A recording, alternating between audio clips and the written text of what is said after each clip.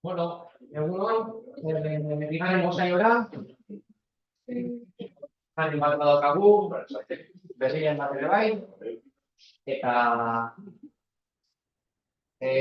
bigarren ensaio honetan, jarri dugu pantailan jarraitzeko, urruti dakasutenak eta hola, eta grabazio horretan erdikurdi ateratzen, eta, bueno, pixka bat hobetzeko gehitu dugu bere pantaila, eta bertzi guztetan.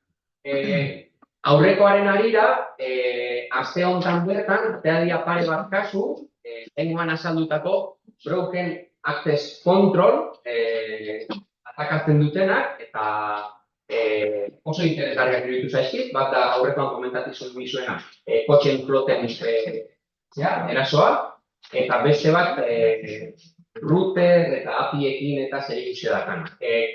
Kursoan amaieran dituko dizkizuen, irakurri ezazuen, nola dan olako eraso baten planteamendua eta pentsatzeko modua. Horrek ere argia ematen du defendatzerakoan nun jarri behar dugun fokoa eta horre kasu praktiko batzuk, benetakoak ikusteko erasotzen dunak ze pentsamendu prozesu jarraitzen. Eta, bueno, aldekitan, aritzekin zaituet, eta bigarren mozaioare, lehenengo abertzela. Lehenengo gauza, lehenengo zailan egunean gozestia hor Jushop aplikazioa jakeatzen, ez?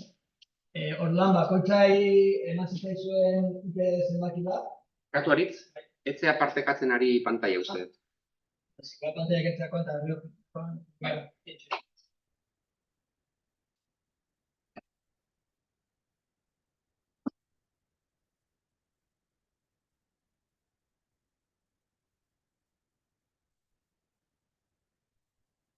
Ondo kamera aktibatu zaizu, nahi badezu kendu baita. Aurrera, bai.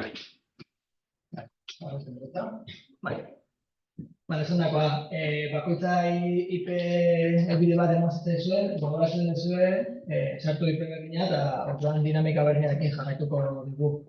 Nire berria zegoela. Aitor, konektatu behartzea CR Wi-Fi-ra, bai? Pasaitza hori da.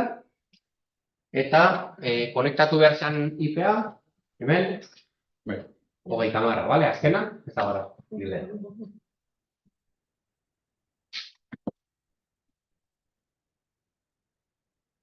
Bale, horrekoan OWASP top 10-ari buruz izaitu egon ginen, ikusi genitu kategoria batzuk, injekzionekoak, injekzionarekin relazionatuakoak batez ere.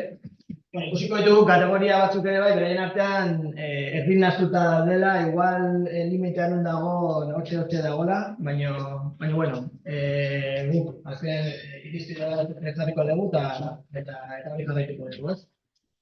Baiak esan bezala, broken access control ere ikusi genuen, berdina. Badago beste kategoria bat, nahiko antzekoa dagoa, eta orduan horrekin zer ikusia daukan beste kasuren bat ere ikusiko dugu bat.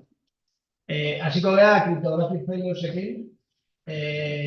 Netzako kategoria hau ez dago oso argi ere, kriptografiari buruz, kriptografiaren inguruan gara dirudi, baina lehen beste izen bat zeukan, aurreko gunean erakutsi nizuen, ez? Rankinak aldaketak ikizituen aurreko bertxetik azkenekoa da 2021 batekoa, aurrekoa 2017koa da, eta hor aldaketa batzuk egon ziren, ez? Eta esaten nizuen bezala, nik uste da, atzpertu indiala ikustea urtero, eta urtea pasala, kategoria iaia berdinak, orduan asko dituzte, batu egin dituzte, o berriak sortu dituzte, eta horrelako gauzak, ez? Kategoria hau lehen ozan, sensitive data exposure, netzako igual izena hobia zela hau baino, jakinda gero hemen barruan ze sartu duten, ez? Sartu dute ez bakarrikan kriptografiarekin ikusi azkaten gauza, baizik eta erabiltzea efektuzko passwordrak, ez? Hau asko gertatu izan da IoT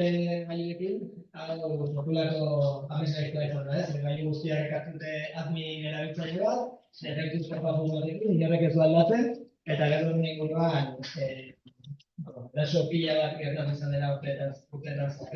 Horren dela urte asko zen bat oso formatua, zela Mirai botnet bat, eta zabaldu zala IoT gailu pila batean, eta gero hori esker, botatzen zituzten lehen zerbitzario batzuk. Orduan, holako gauzak osatzen dituzte,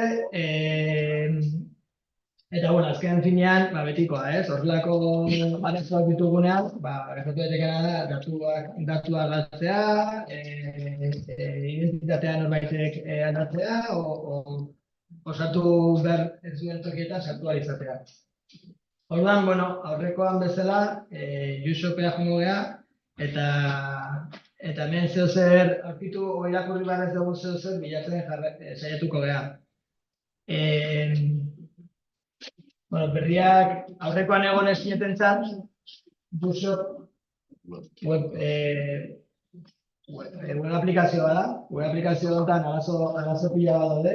Orduan, egin barran lehenengo goza da, panel batea sartu behar dugu, nakatzen dira, hor dauden erronka guztiak, ez? Orduan, panelea sartzeko URL hau idatzi behar dugu, Scoreboard, eta horrekin, igual, izango zen localhost iluminaren kasuan, zuen kasuan dakazuen IPa, gero almohadilla, barra, Scoreboard, bale? Eta pantailan tara iritsiko zeaten. Orduan, hemen dago sensitive data expression kategoria bat, eta hemen barruan ditugu gauza desente daude egiteko. Hemen, printzipioz duk egingo dugu lehenengoa, confidential document. Orduan, honek esaten duzu, ez ditu piztagirik ematen. Esaten du, hemendikan nonbait, badagola dokumentu bat, printzipioz konfidentziala dana, eta ia aurkitzen dugu. Orduan, utziko dizu zoi pixkat aplikaziotik errota batzuk ematen, ia zeozer aurkitzen ez zuten, aurkitzen ez zuten. Horrela ere bai, gogoratuko duzu aplikazioak zeitzura zeukan, zen funtzionalitate zeuzkan eta bar, eta pare bat minutu barru, nire pista bat emango izu eta horrekin fijo aurkituko duzuela dokumentua. Orduan, denak dakazue scoreboard hau desblokeatuta, eta denak ikusten dute. Bai, ikusten zuen nunbaiten susmagarria da zerbait.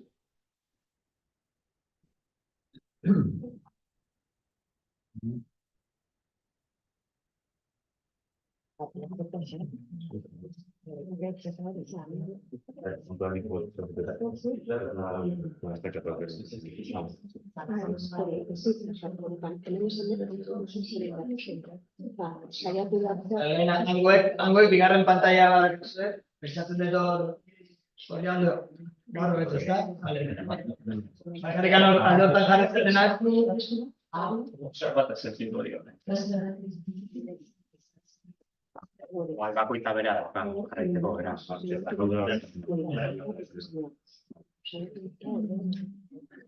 Igual, guituko dugu jendea pixka. Baude bitoki, baina. Ez baino, eskerrezkugi. Eta ibururatu, baino agian. Badirudi Jon ez dala etorriko. Inoz ez dugu iratzen dugu. Ez ez, ez.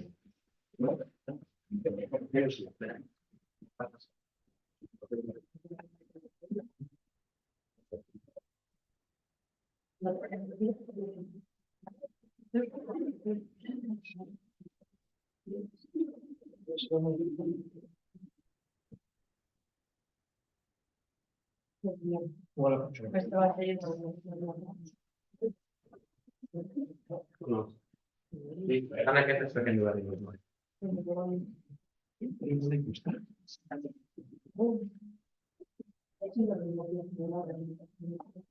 Ja.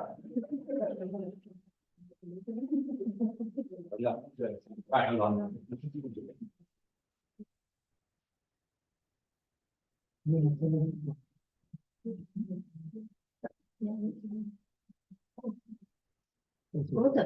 Ongan nago,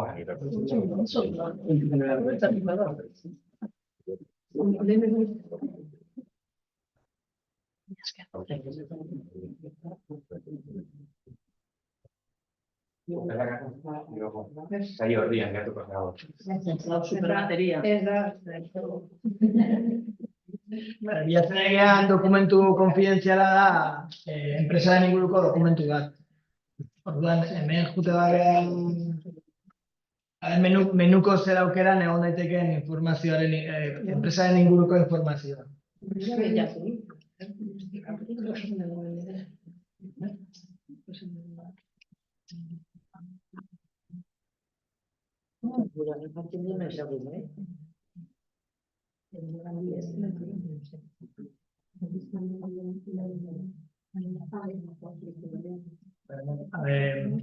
About asuntan, mendakagu placeholder bat, ezkean loren ipsum badakagu, baina, bueno, berez hemen jomarko luke enpresaren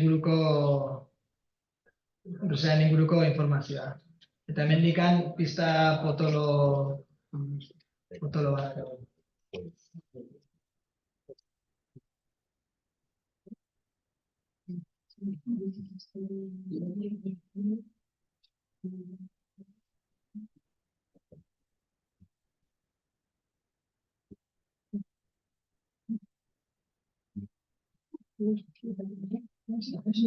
Baitek zer dakitu du? Bai? Hemen pantailan tan link badago, zate duna check out our more in terms of news and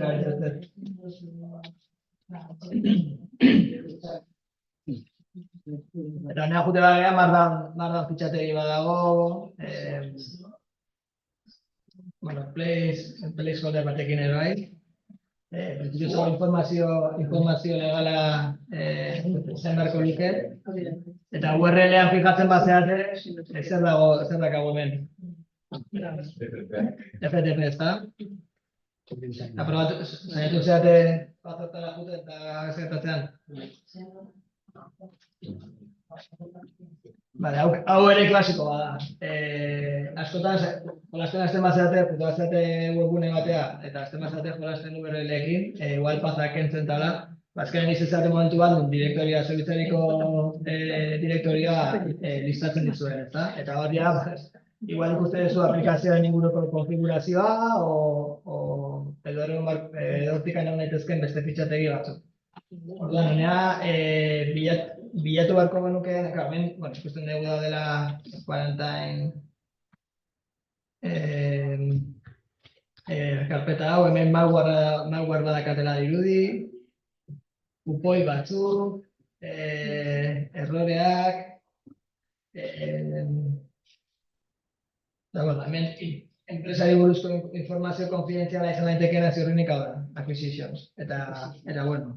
Hemen esate dute, enpresa pentsatzen ari dela urtean, beste kompetentzia erosiko dutela, eta bar, ez? Orduan, norbaitek informazioa norbaitek lortuko balu,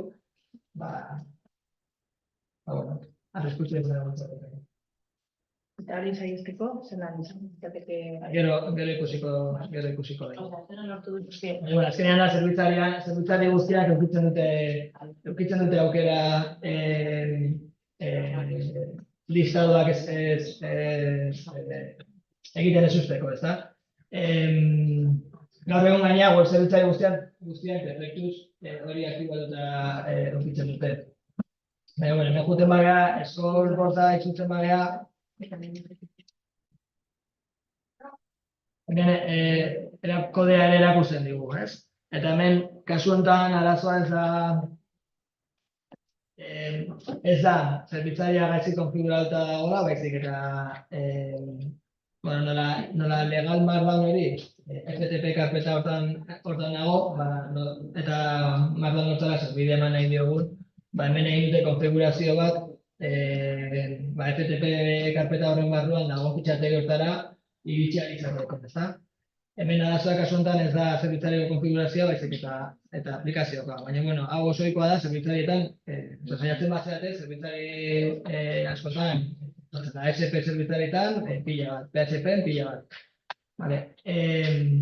Orduan, bueno, hemen jartzen digute ze kode dagoen erlazionatuta akats horrekin, gogoratzen ez badezue, kodea ikusi ahal izateko, aurren egin behar den gauza da, erronka pasa egin behar da, eta pasatzerakoan hemen dagoen botoi txiki hau aktibatzen zaigu eta ematen badiegu kodea erakusten dugu. Bai. Diktatzen dut, hori itzategia, baina ez egiten erronka banatu duen. Ez? Eta mazera hemen FTP-a eta liga acquisition frontara honi manda. Eta zaizu eta gero hemen bazpa refresh egin, baina honean jute batzea ez zaizu berdean jartzen. Confidencial dokumentu zaizu berde jartzen.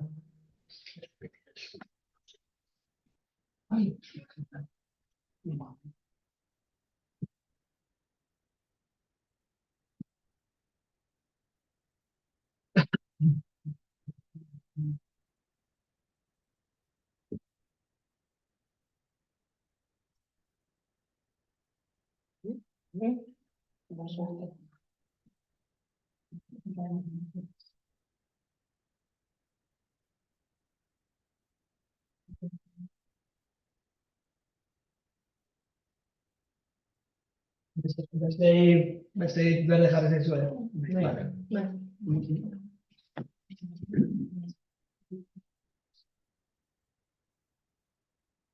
Bai.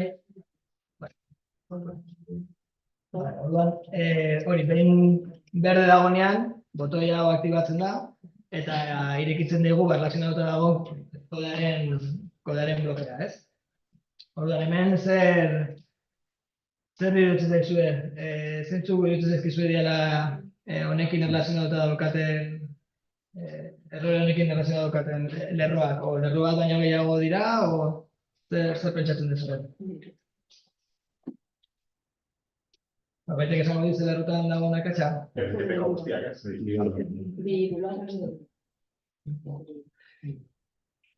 Diru lau jarriko dago.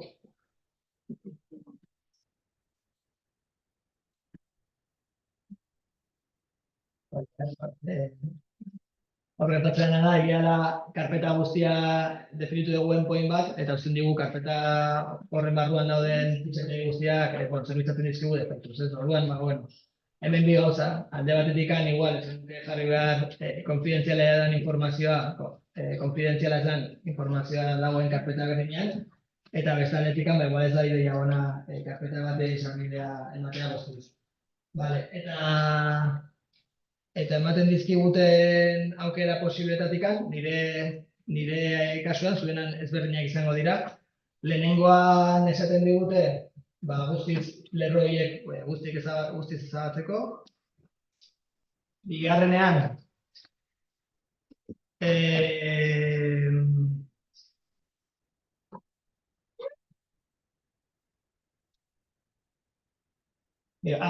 bigarrenean uzten digute lehenengo lerroa bakarrik kentzen dute, eta uzten dute 40 eta beste hau.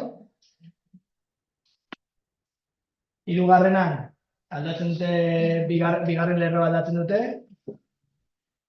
Batean ikon estruktura zegoen eta bain ikon poltsera jartzen dute. Eta laugarrenean, uzten dute lehenengo aukera, baina beste biak ezabatzen dituzte. Zeintzuk pentsatzen duzue aukera ona lehenengoa dela? Lehenengoa zan, denak ezabatu. Bigarrena, dala bakarrikan lehenengo lerroa kendu eta beste biak mantendu.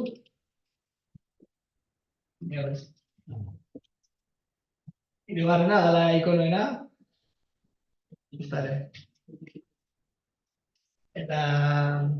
Eta laugarrena, dala lehenengo lerroa mantendu eta beste biak kendu.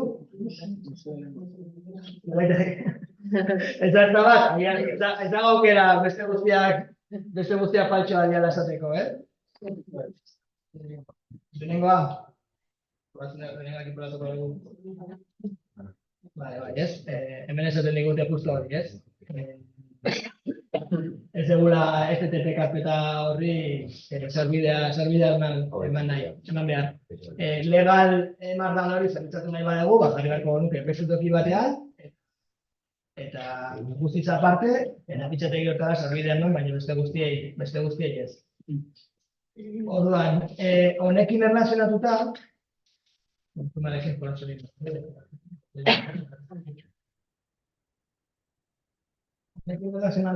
hemen daude, bueltatzen bagera FTP karpeta hontara, hemen beste fitxategi interesgarri desente daude. Adibidez, hau package.json back hau, geistea ondo zen. Package.json zerban badakizue, node JavaScript ingurunean batzuk dira egiten. Norbaitek esango dituenek fitxategi honek zer informazio izan dezaken? Dependentziak hori da. NPM o node proiektu batean normalean egiten da NPM-en tresna, dependentziak manejatzeko, tresna horrek azkenean egiten duena da package.json fitxategi basotzen du, eta JSON hortan daude aplikazioa dauzkan dependentzia guztiak, ezta? Orduan, fitxategi hau geistea lortuko bagenu, ikusiko genitun aplikazio honek, back jartzen dunez, zurri backup bat izango da, baina momenturen batean aplikazio honek izan dituen dependentzia guztiak. Eta informazio horrekin, hasi gaitezke ikusten, haber daukan dependentziaren bat ezagunea den akatzen bat eduki dezakena, edo horrelako gauza. Orduan, ondo gozan, fitxategi hau jetxi alizatea. Baina, saiatzen bagea, hemen esaten digu bakarrik markdown eta PDF fitxategiak ikusi ditzakegula, ezta? Orduan, hau ikusita, aber zer buruatzen zaizuen, aber zer egin dezakegun fitxategi hau jetxi alizateko. Package.json.back.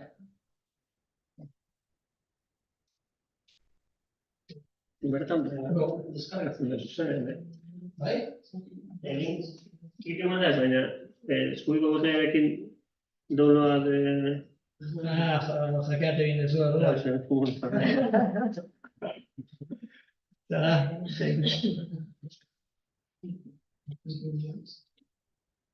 errore bat ematen du, ez, niri behintzat?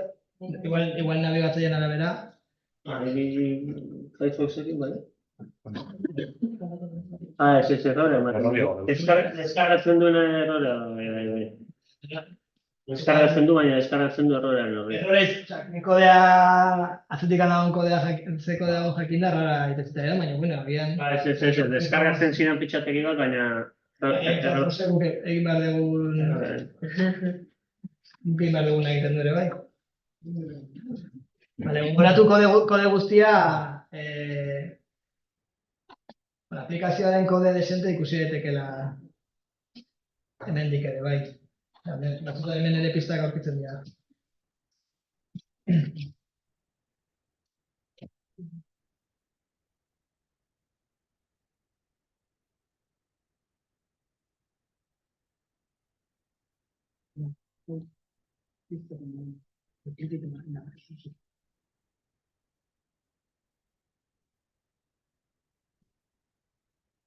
Egingo deguna da, nola zen? Ez una pista asko zeiago ematen, baina...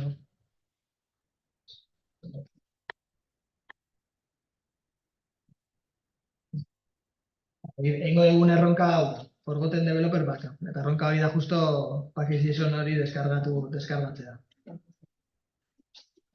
Pixka bat utziko dizu ez pentsatzen. Hau... Eraso mota hau klasiko bada ere bai. Askotan ez da, ohikoena ez da izaten hau da, deskargatzeko garaian limitatzea zer dan deskargatu ezakeguna, baizik eta igotzeko garaian. Egoten dira validazio gehiago, ez ba? Igual da kasu input bat, fitxategi bat erantzializateko, Eta esaten dizute, bueno, hemen bakarrikan jarri daitezke PDF-ak eta zip motako fitxategiak, ez? Eta zure beste fitxategi mota bat igo nahi badezu, oso ohikoa izan da guk hemen egingo dugun gauza bera egitea. Bete bururatzen zaio hemen egin dezakegu zerbait? Ozer teknika erabil daitekeen?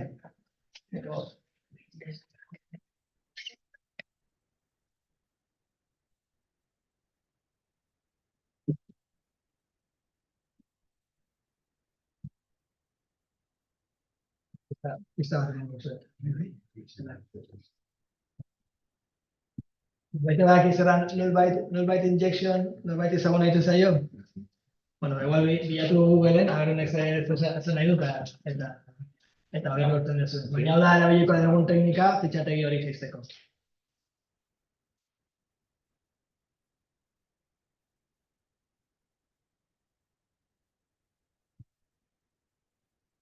Azertan natzen hori txetan.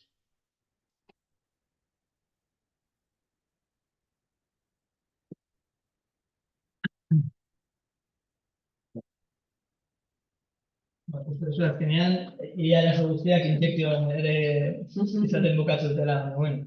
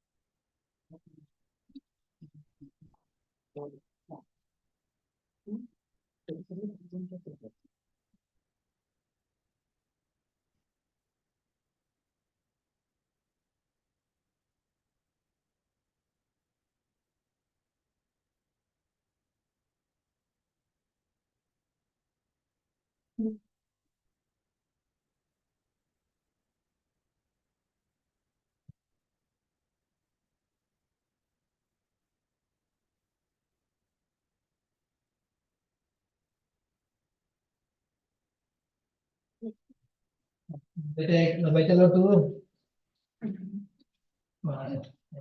Nik azalpenei aurkituko zenuten, baina hau injekzio mota batzetan azalduko izuet. Azkenean nullbyte injection erabiltzen dugunean, egiten duguna da, sartzen dugu karakter berezi bat, dale, porcentai 00, eta hau input batean sartzen dezunean, azkenean aldatu dezakezu aplikazioa funtzionatzen duen modua, ez? Azkenean honek egiten duna da, sistema legia izan bada karakter hau, egiten duna da, ikusten duen nullbyte badala, hortik atxe datorrena deskartatu egiten du, ez? Askotan ere bila izan da, zaten zuen aldena fitxategiak igotzeko. Adibidez, nidakaz formulario bat eta PDF fitxategiak igotzen usten didate bakarrik. Eta ni PHP bat igo nahi dez, badakit zerbitzari PHP dela, eta horrela nik sartzen den ere fitxategi maltzur bat hor, eta zerbitzarian jartzea lortzen badez, gero gauza pila bat egin ditazken. Orduan ziten duzu, jartzen zu zure fitxategiaren izena, eta fitxategiaren izenaren atzean jartzen zu porcentai 00, hau da, nullbytea, eta gero .pdf. Orduan, horrekin lortuko duguna da, validazioa pasako dugu, baina gero zerbitzariak fitxategi hau idazteakoan, porcentai 00-aren atzetik datorren guztia deskartatu ingo du. Orduan, egiko baluke gure maldizuet PHP-a, fitxategia. Orduan, hemen egin beharko duguna izango da antzeko zerbait, baina alderantziz. Hau da, ez da fitxategi bat igotzeko, baizik eta deskargatzeko.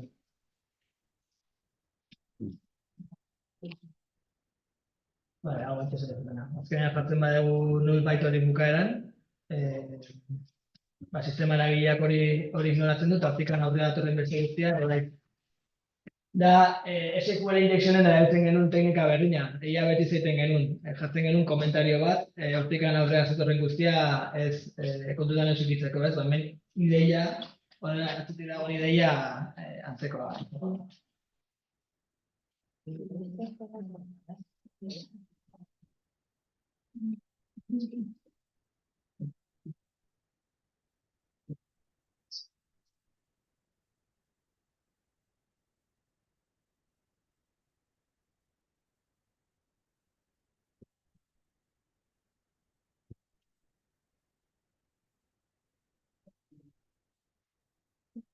Hemen pentsatzen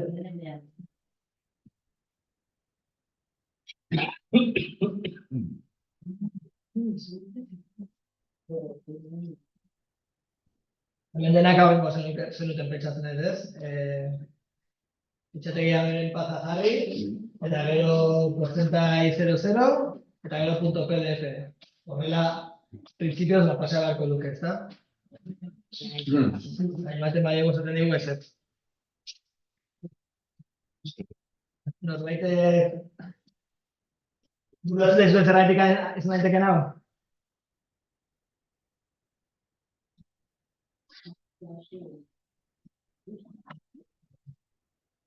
Bia jarrita eskola dakara. Puntuaren ondoren, jarri beharko zen puntuaren aurretik, ez?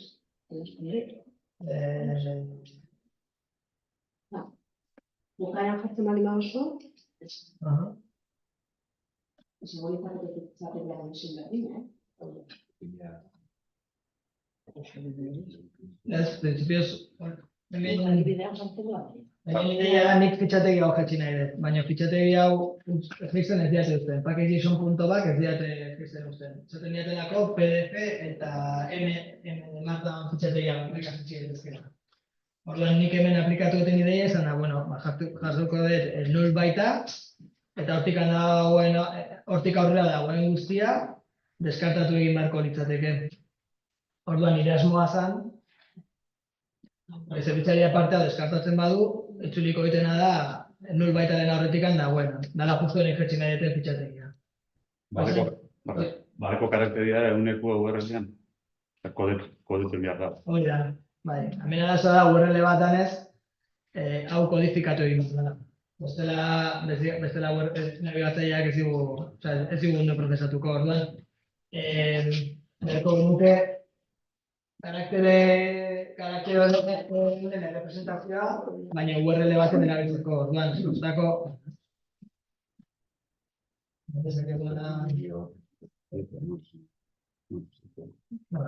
online toki pila daude, baina JavaScripten egiten badugu. JavaScripten dago funtzio bat, dela URL-a kodifikatzeko. Egiten badugu encode Yuri porcentaia 00 dela null baita, esaten dugu erabil beharrekoa porcentaia 25 00 bada. Eta hortikatzen. Bale, orduan, balioa hartzen badet, eta URL-ean hartzen badet porcentai 00 ordez,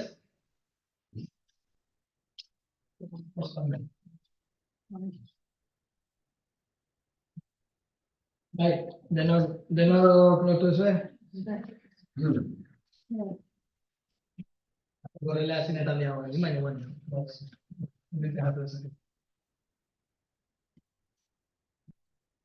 daiteke gauza egin daiteke nahi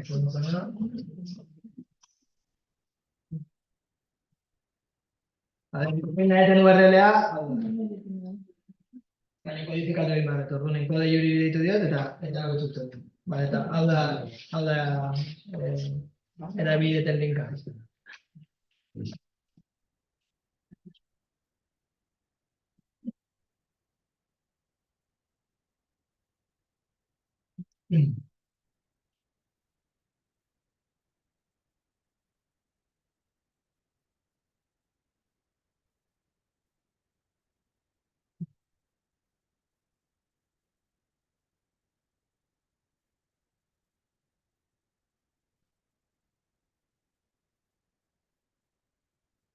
Horrek ez dauka zuzenketarik. Ez honek ez dauka, ez du erakusten, zuzenketa nola egin daitekeen.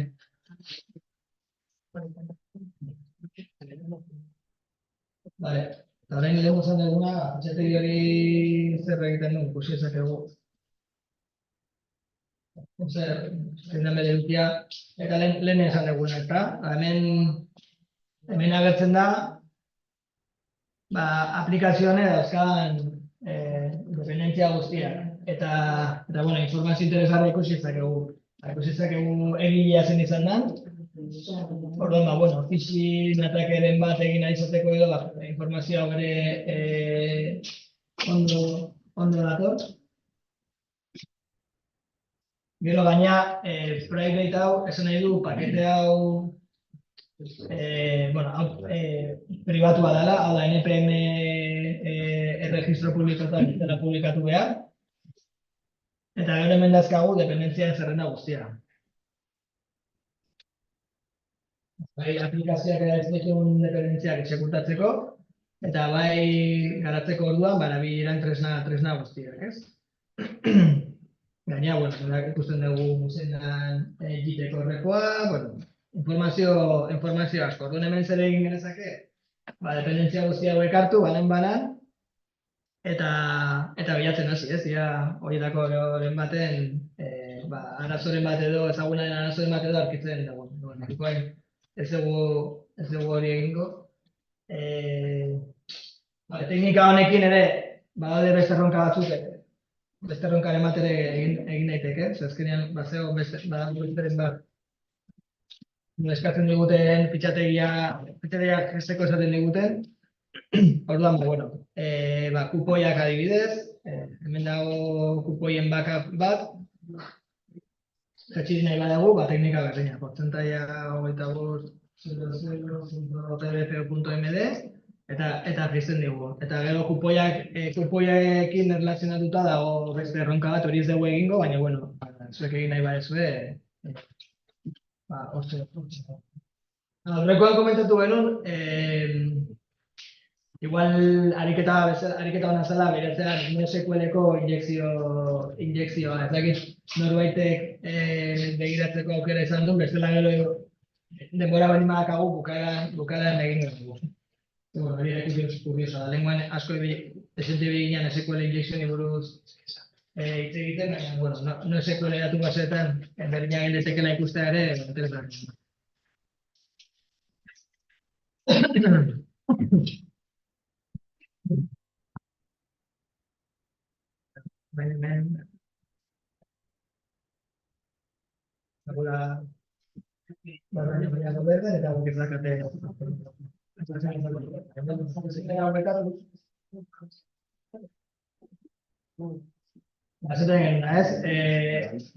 Portzentai 00 jarrita ezin funtzionatzen, URL badanez kodifikatu egin behar dugu. Orduan kodifikatu dugunean, ja funtzionatu dugu.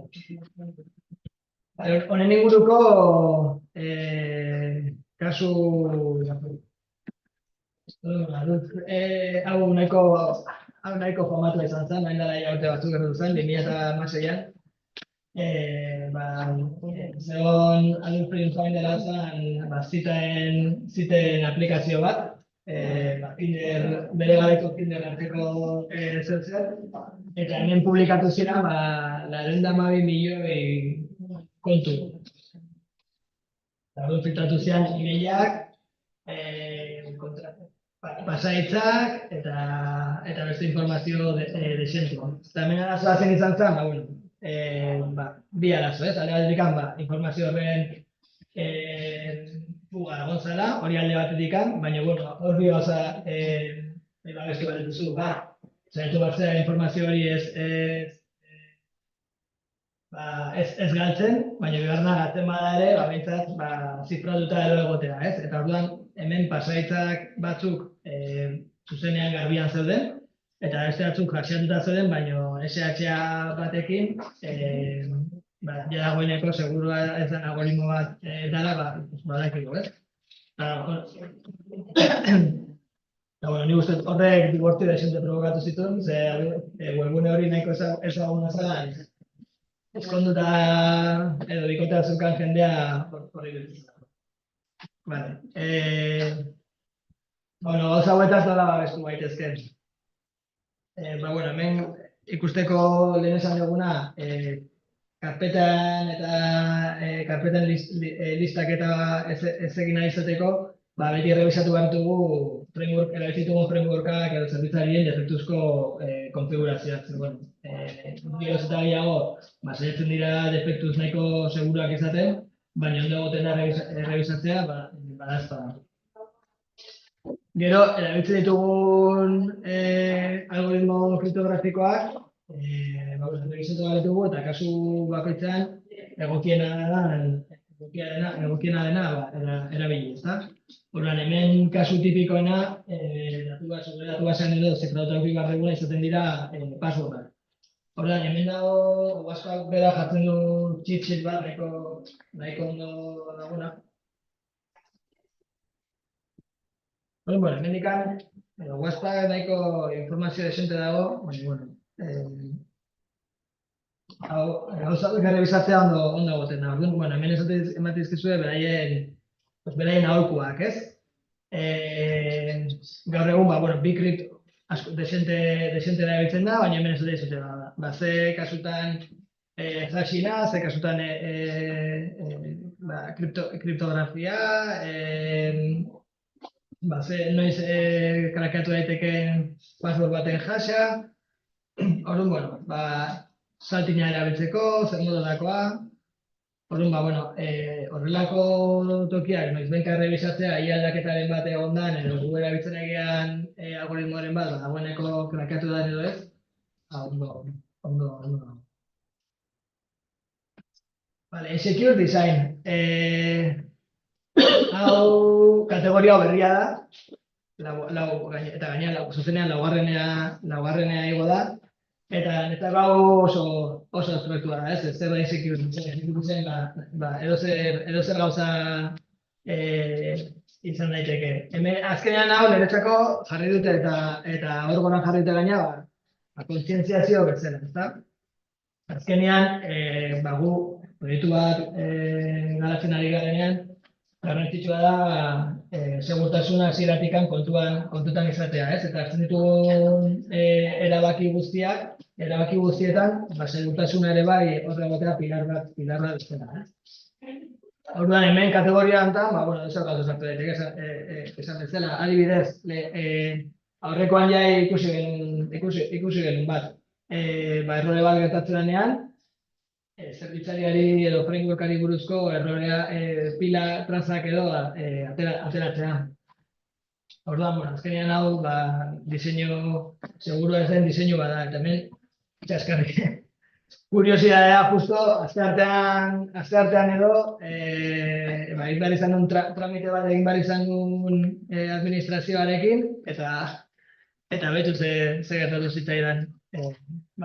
Ariketa bat egin nuen eta errore bat eman zuen, eta pila guztia hor naukan. Orduan badakit, administrazioko webgune horre, badakit ASP.net erabiltzen dula, 4.0 bertsioa, badakit kodari buruzko zer badakit hortaz da delako. Orduan, azinetik ASP.net bertsio hori bilatzen, ia ze arazo ezagun dauden, zer gainaneko bertsio zarra da, eta hortikan, gauzak egiten hasi naiteke. Eta holako akzionek zuek ere askotan topatuko zen dituzten. Osea, hau oso ekoa da, eta diseinu segura zen diseinu baten adibide ona da.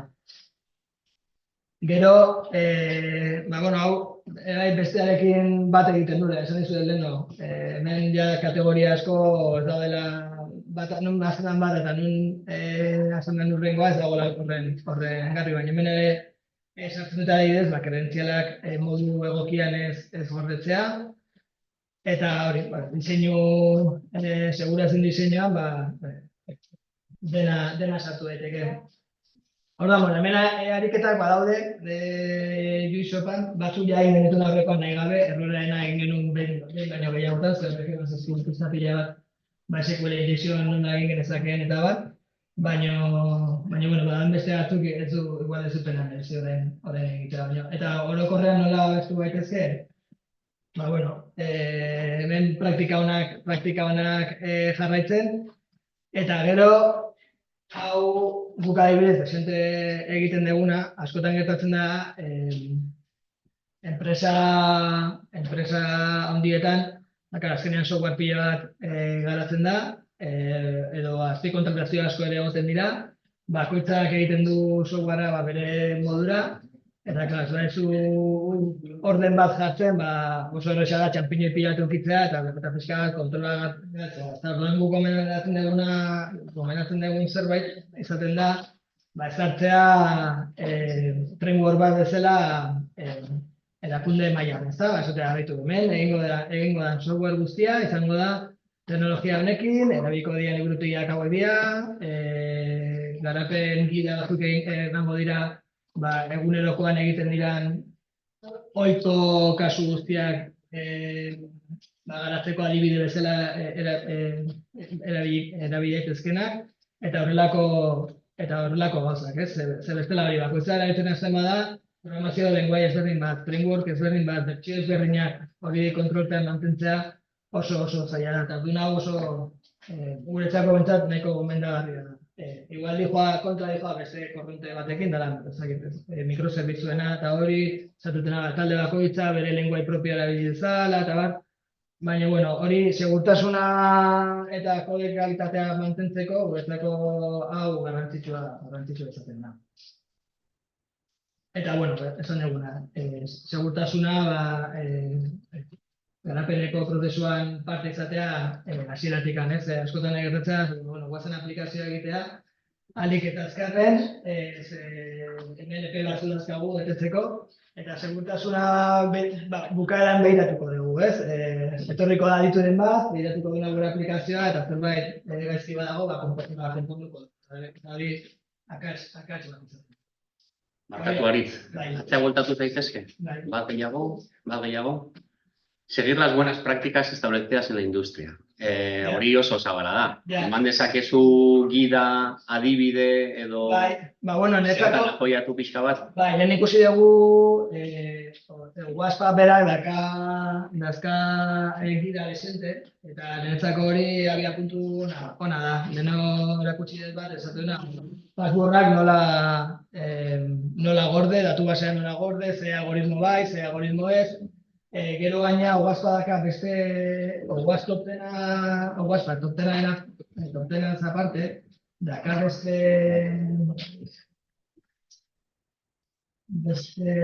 tresna bat nahiko interesgarria dena, OWASP ASVS. Eta hau oso ondo dago.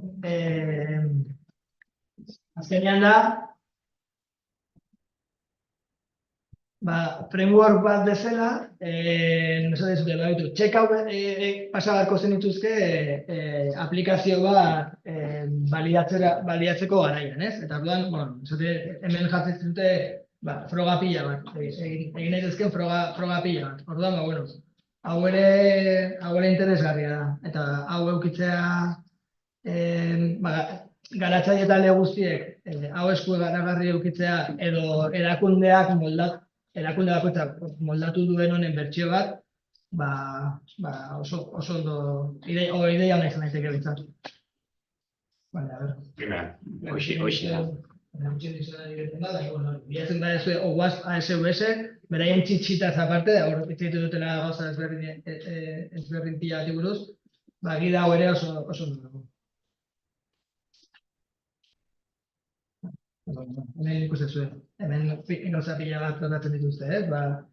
Autentikazioa, nola izan beharko luke, passwordaz segurtasun jarraitu beharko luke, autentikazioaren bizizikloa zen izan beharko luke, nola emerentzialak nola gorde, obsesioak, hau gaur egun igual ez da horren beste erabiltzen, ze aplikazioak egiten dira modua, pixka bat aldatu da, ez? Lehen egiten genuen aurreko saioan, zerbitzarien errenderizatzen duten HTML-a, zerbitzarien errenderizatzen dituzten aplikazioak, eta nabigatzailean errenderizatzen dituztenak. Zerbitzarien errenderizatzen dituztenak, sesioa mantendu bazuten nolabait, cookiak erabiltzen zian orokorrean, orduan, horren inguruko arazo pila bat egoten zian, CSRF oso formatua adibidez, gaur egun beste modu batera egiten dira aplikazioak gehienetan, orduan arazorik ez dago horren zabalduta, beste batzu daude, baten bat ikusiko dugu, orduan,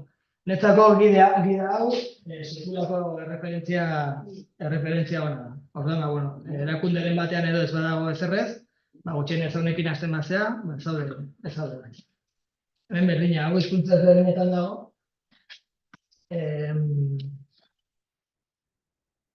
Ez inglesez bakarrik dago. Espanish ere bai.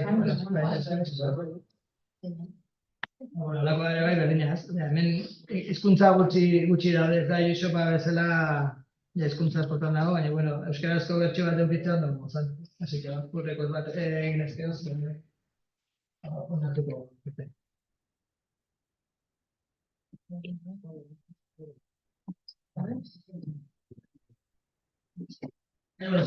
Hori nahiko kategoria oso zabala da, orduan hori edozer gauza sartu daiteke.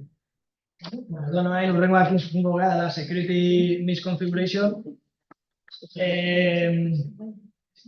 Hau bosgarren postuan dakagu orain. Eta, azkenean, hemen lehen esan ditugun gauza batzuk errepikatzen dira.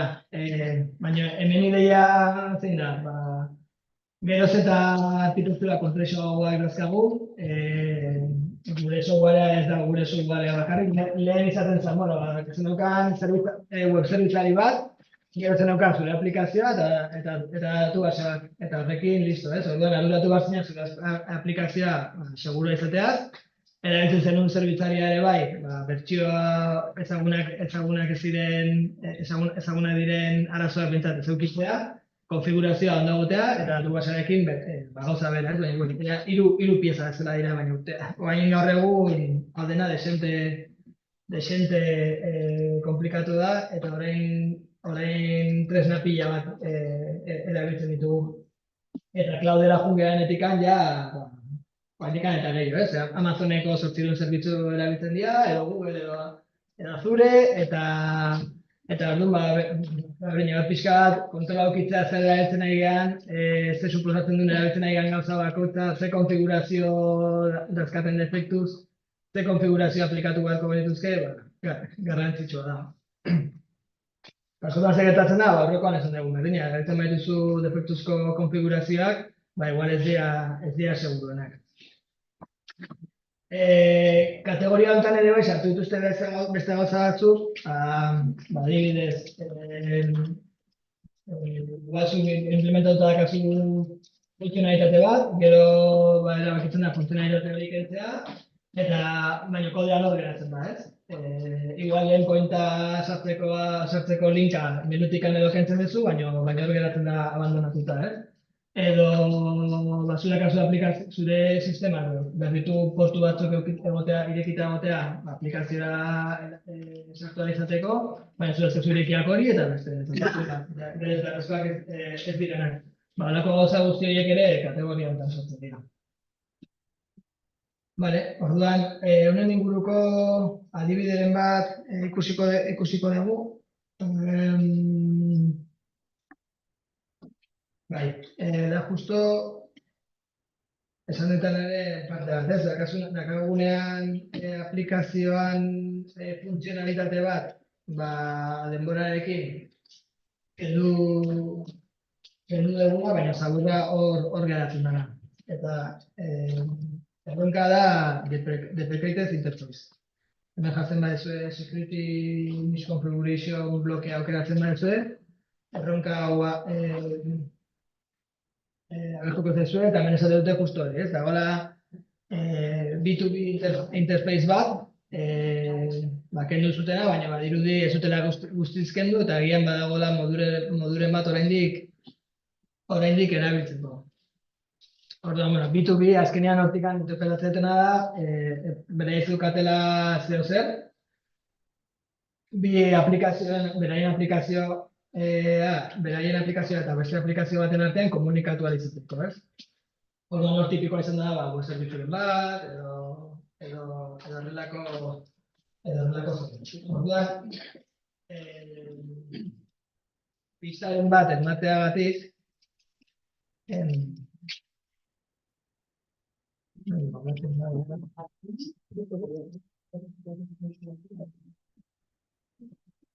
complaint hontan egin daiteken zeo zer. Vale, eta pista gehiago agian kodean aurkituko dituzu. Orduan, bueno, hasiko da begiratzen, ia zerbait ikusten dezuten, eta gero komentatuko dugu.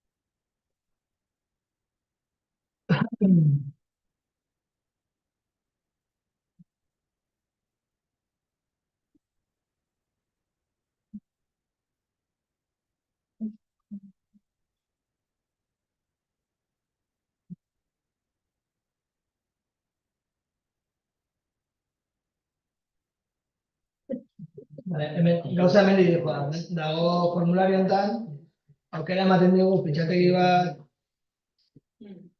bat jartzeko, baina badirudi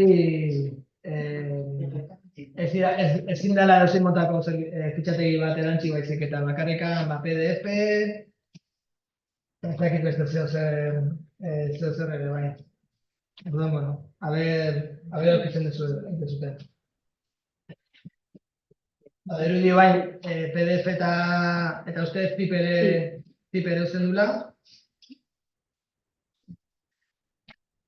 Habera aurkitzen duzuen momenturen batean, beste fitxategi motaren bat ere utzi izan duen.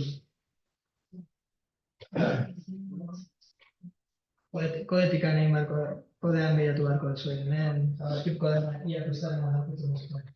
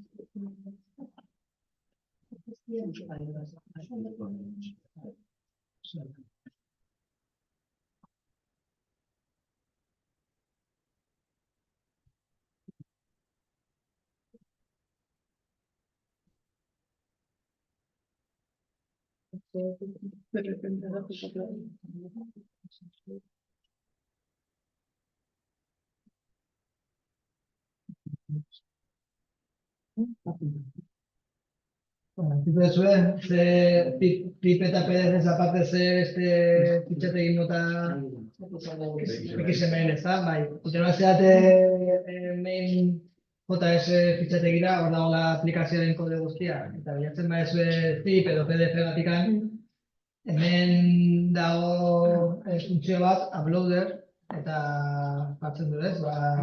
Onartzen ditu mimetipeak, direla PDF, XML, zip, eta hiru horiek, ez da? Orduan, baina behin aplikaziotik printzipioz PDF eta zip aukeratzen uzten digu bakarrik. Orduan, pinta dauka XML bat hemen jartzen lortzen badugu, erronka pasako dugula. Orduan, aber nola egin zakegu. Ni bitartan frogazko XML bat sortzen jungo naiz.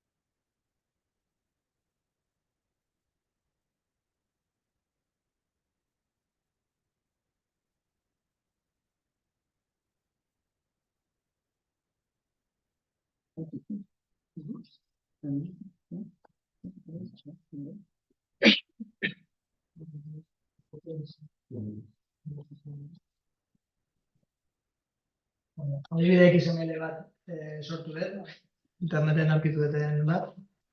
Eta lortu behar dugu, aber XML hau nola ego dezakegu.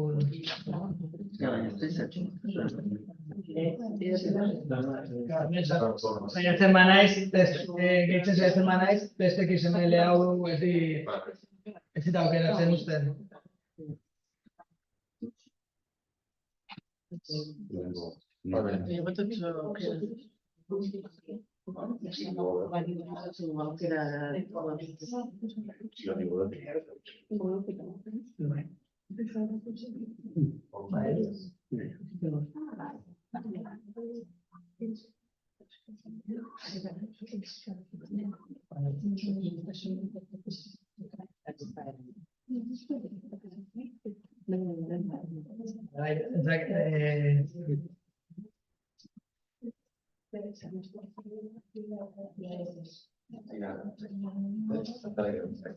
Lortu dezuten, azkenean zer egin den.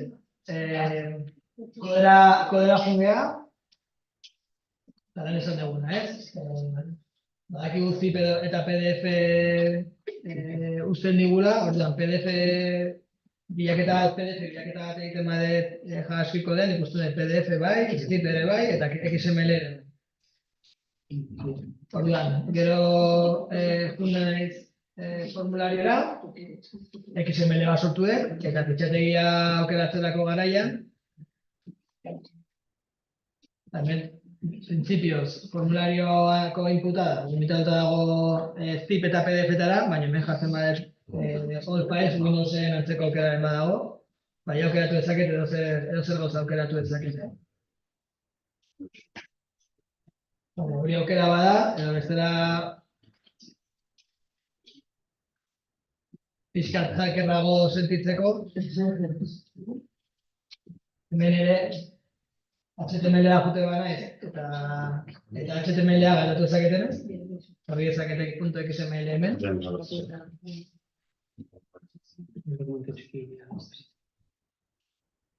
Aukeratu eta bidali, bale, hain ez da konfetia ez atera leheno egiten zutako.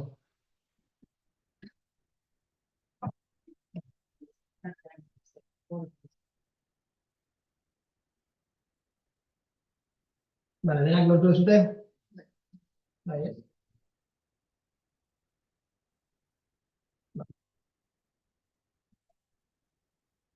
Bale, honekin erlazionatuta, eta honekin jarraituz, dago beste errazo posible bat, XML-ekin erlazionatuta, XXE izena duela. Eta hau ere bai, nola ez, injekzio eraso bat. Azkenean, XML oso ohikoa izan da aplikazio ezberdinen artean komunikatu izateko XML formatua pila bat erabiltzen da. Gaur egun igual JSON oraindik gehiago erabiltzen da, baina XML oraindik ere pila bat erabiltzen da. Orduan, XML normalean XML batekin batea, badakazu eskema bat ere jartzea, nazatzen den XML-ak zitxura eukiko du, ze entitate izan dituzken, eta baina badauka ezaugarri bat ere bai, uzten dizun entitate bat definitzea entitate bat ez dagoela fitxategi hortan, baizik eta dagoela beste fitxategi batean, kanpoan dagoen beste fitxategi batean. Orduan, horrelako XML bat definitzen dezunean, esan da entitate baten balioa kanpoko fitxategi batean dagoela, egiten duena da fitxategi hortara jun, edukia hartu eta XML-an sartu, ezta? Orduan, hau adibidea ikusteko, ez dakit ondo ikusten da, igual. Hemen ezin dut egin. Hau izango litzateke ideia. Hemen dakar XML arrunt bat, eta esaten diot, info, hemen kontenotan jarriet info, ezta? Eta ampersand erabilita. Eta info hau, XML-aren metadatan, esaten dio dela entity bat, eta bere edukia dagoela fitxategi honetan, ez? Path bat jartzen diot, eta fitxategi hortan dagoela. Orduan, fitxategi hortan, egongo da, egon behar duen edukia, kasu honetan, produktu baten informazioa da. Orduan, zuk XML batean hau jartzen dezunean, egiten duena da, hartu fitxategiaren, hemen jarritako fitxategiaren edukia, hartzen du, eta hemen pegatzen dizu. Orduan, honen emaitza zer izango litzateke? Hau, dala dala, hasierako XML hau, nun content partean, aldatu du info, hemen jarritako fitxategiaren edukiarekin. Orduan, hau jakin da, egin dezakegun erasoren bat, o zerbait bururatzen zaizuen. Lehenoko formularioan, hain badakagu ja formulario bat, XML-ak bidaltzen ditugunak.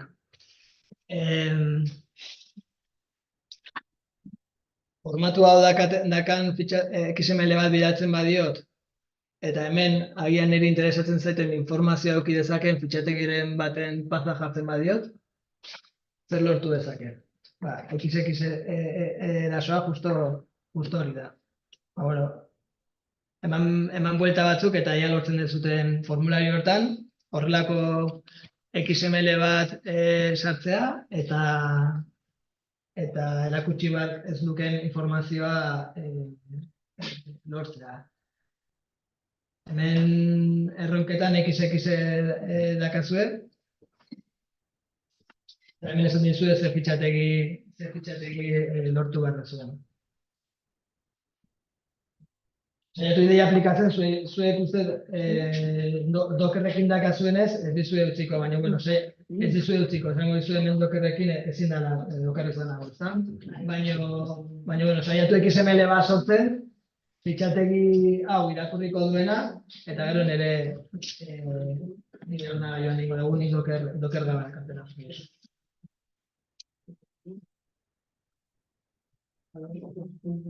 ¿Tienen ideia?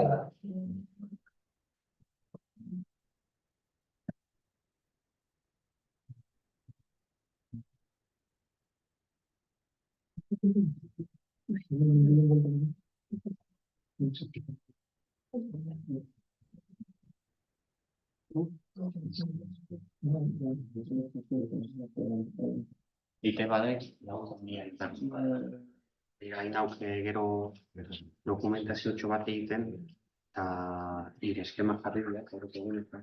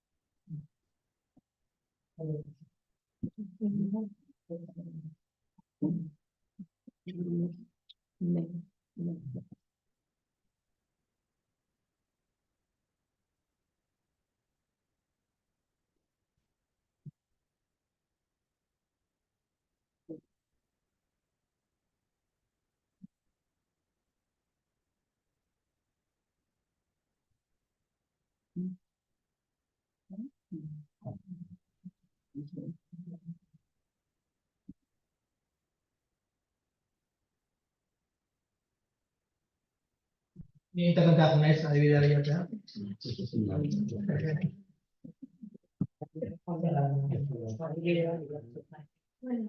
Aurreko XML aldatuko dut.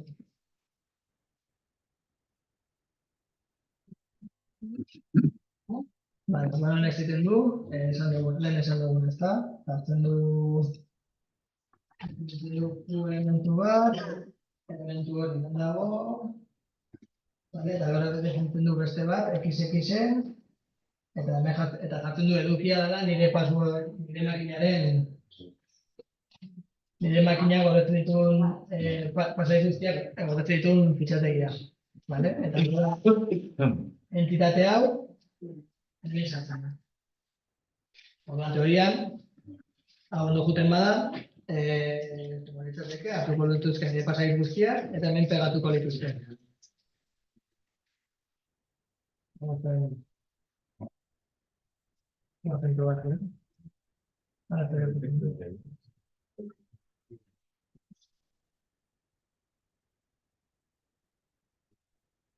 Pues, unitate imágenes.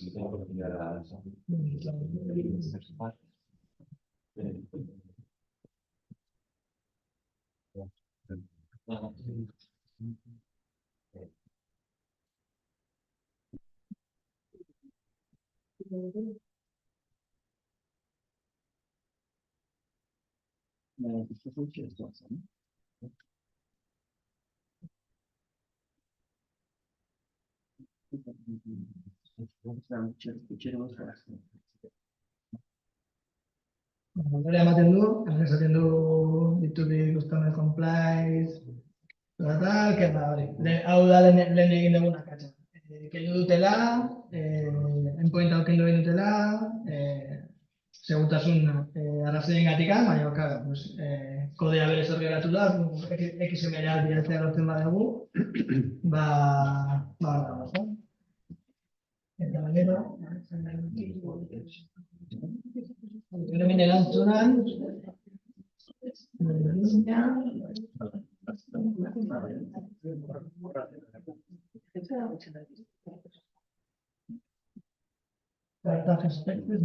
vale, esaten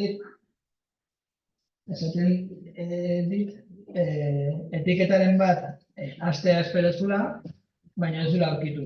Orduan, pinta guztia dauka, hemen XML-a pintatu egingo ditela, zerrenda izatuko ditela, baina XML-a gaizki dago.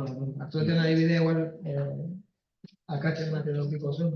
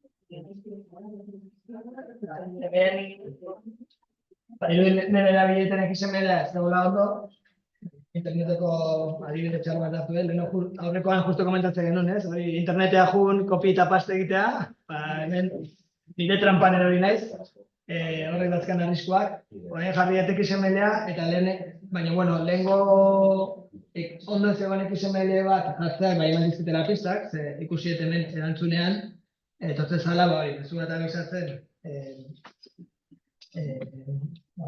ja ez diala XML-ak egotzen uzten, ez da bitu integratzen direken dudala, eta ikusi dut ere bai, XML bat zirudiela, hemen egoten test XML horren edukia jartzen hasiko zaren, ez? Orduan, baina, karo, zoretzun XML-a ez ondo formateatuta, eta horrela ematen.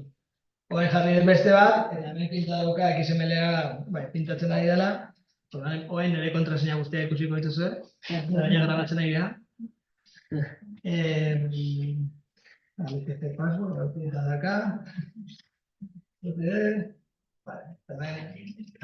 User database,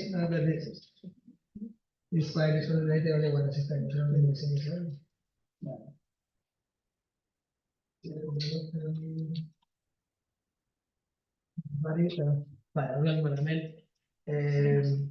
Pinta guztia dauka, majoak izan diala eta ez dutela parte hori errenderizatzen, baizik eta, bueno, ez dute, bale, ja erronka gainitu duzu, baina badazpada ez dut errenderizatuko. Eta hori, kodea jungo uste dagoela,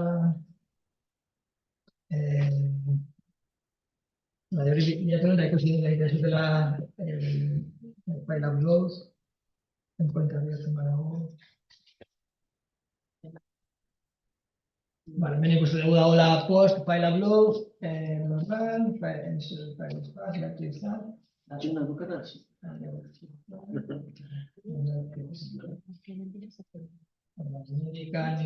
hemen ikusi du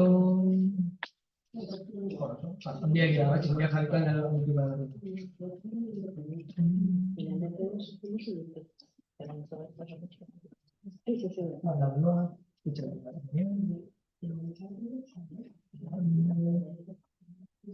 Vale. Vale, hemen dago, orduan ditute eta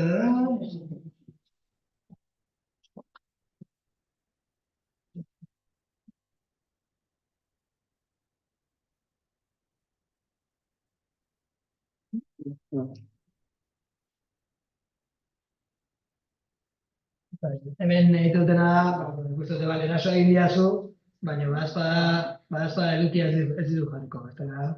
Grabatzen nahi badia, norbaitek zure paso guztik ikusiko ditu eta hori ez dugu.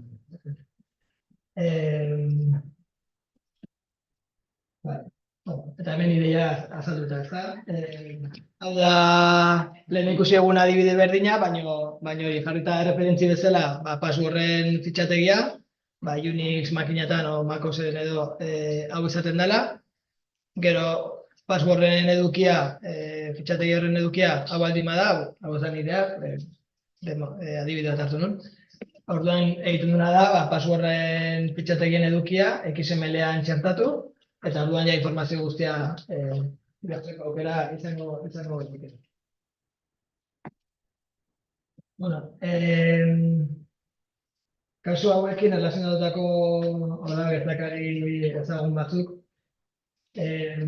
Gogoratu gauzala konfigurazio security misconfiguration, ez? Orduan, komentatu dizuet, gaur egun, geroz eta gehiago erabiltzen dira cloud zerbitzu pila bat, eta Amazon S3 zehazki, izan da gure habilitate horren inguruan atera dira gauza pila bat. S3 ezagutzen duzue, zertarako den badakizue, ez? Azkenean da Amazonek ematen duen zerbitzu bat, fitxategia gordetzeko, ez? Orduan edozein fitxategi mota gorde daiteke hor. Eta honek daukan berezitasuna da, alde batetik nahiko merkea dela, eta gero edozein gauza gordetzeko aukera ematen dizula, ez? Orduan asko erabiltzen da ere bai, data lakeak eta horrelakoak egiteko, big data munduan, informazio pila bat gordea izateko modu merkean, S3 nahiko erabilia, ez? Eta, bueno, aplikazioak orokorrean, S3 erabiltzen dute, mota gozerako informazioa gordetzeko.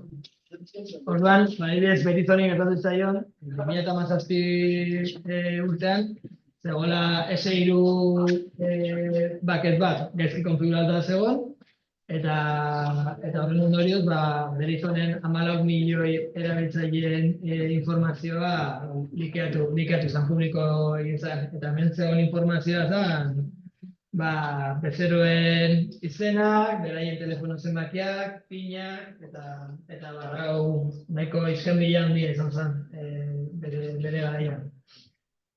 Gero beste klasiko bat, esaten genuen, passwordak jarko eratzena, o passwordak kodean egoteanak.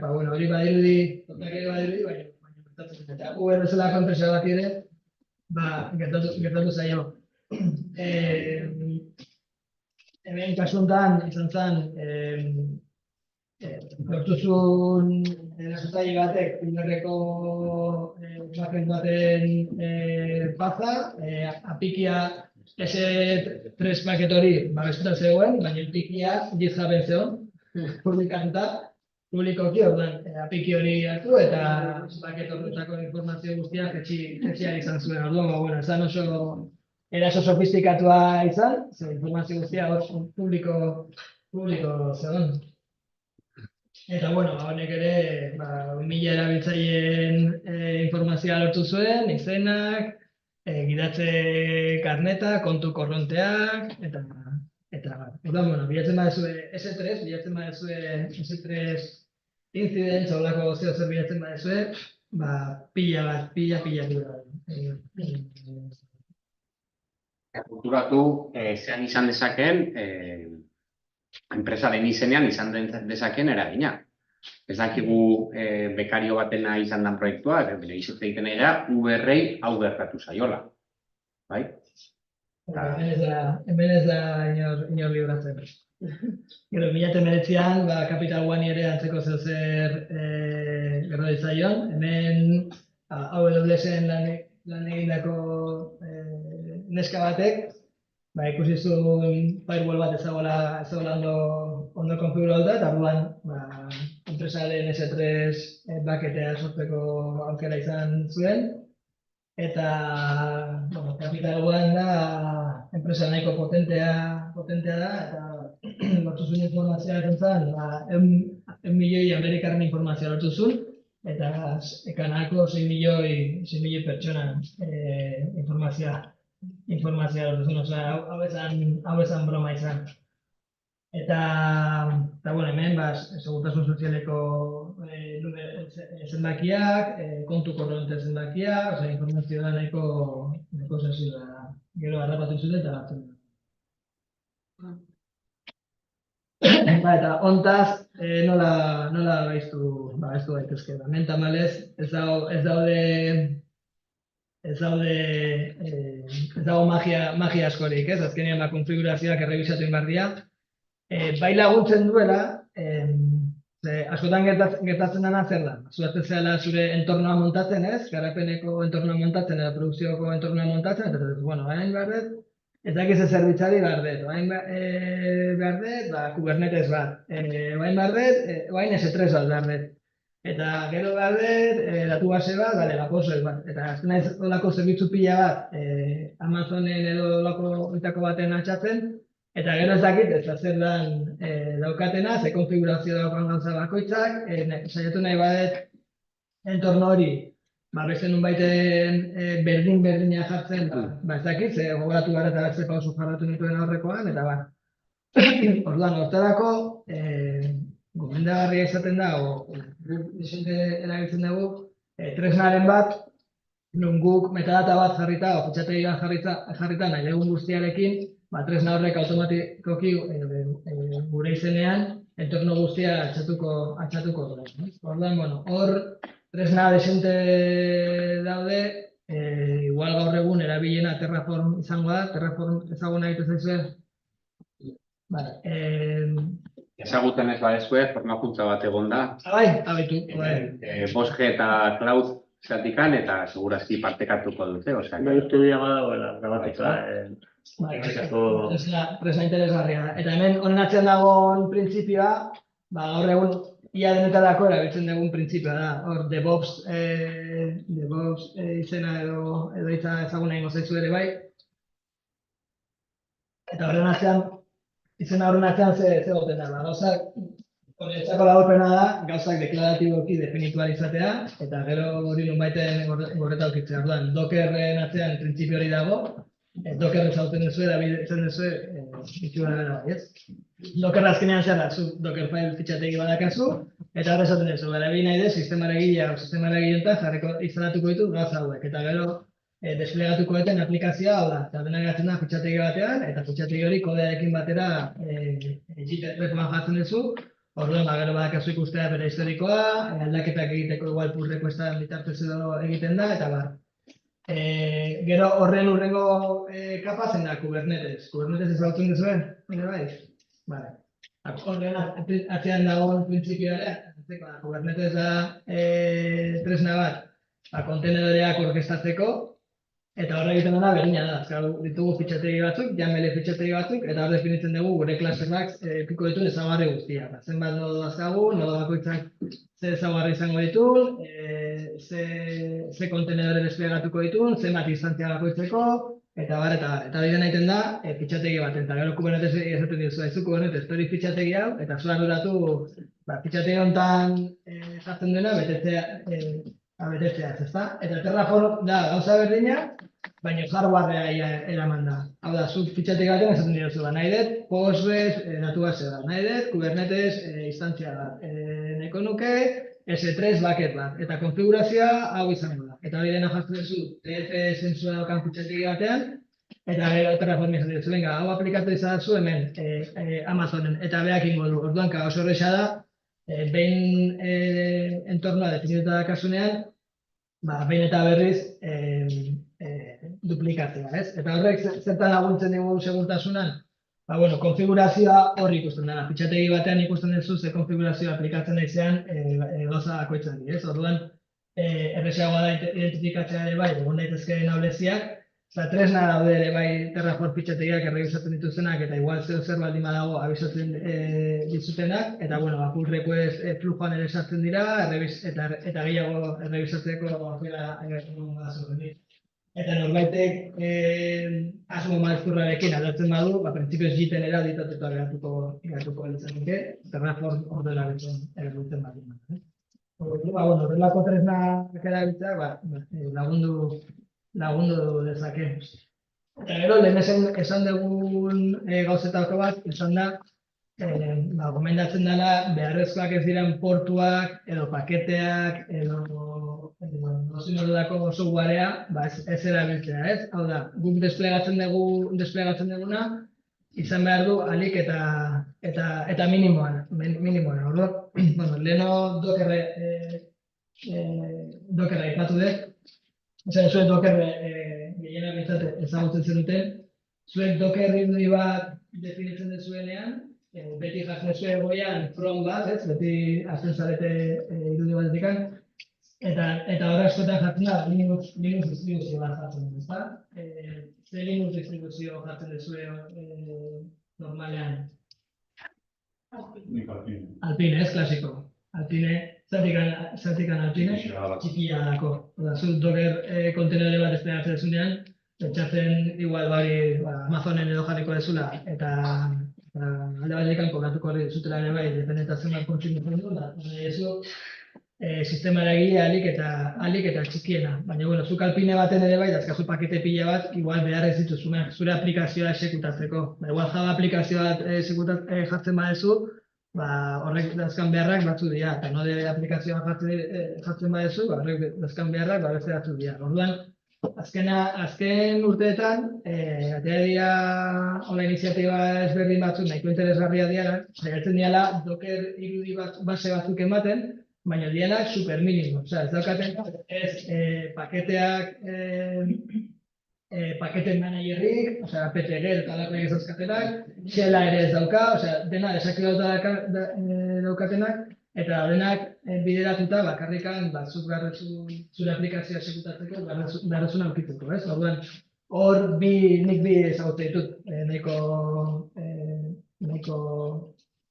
jarraipen desente daukatena, bat da Distroless da Googleena, bilatzen da zure Docker Distroless, gora gertuko zaizue, beraien GitHubeko horrekoa, eta euskate Docker irudi pila bat, tankera ondakoan. Eta gero beste da Chainone. Bale, nire gomendio izan baitzateke horrelako tresnak erabiltzen. Eta gero, behin konfigurazioa revisatzea erreza baldin badakagu, igual fitxategi batzuetan baldin badakagu, bai komeni dela ezartzea politika batzuk, zuenka fitxategi horien, konfigurazio guzti horiek, revisatzeko. Gero, lehen esan dugunaren inguruan, Giten passwordak egotearena eta bar, hori badiru diretzez, baina gaur egun edo oraindik askotan aurkitzen dituko dakoak. Badaude tresnak, holako gauzak aurkitzen ere laguntzen dizutena, gero ikusiko dugu baten bat. Eta gero beste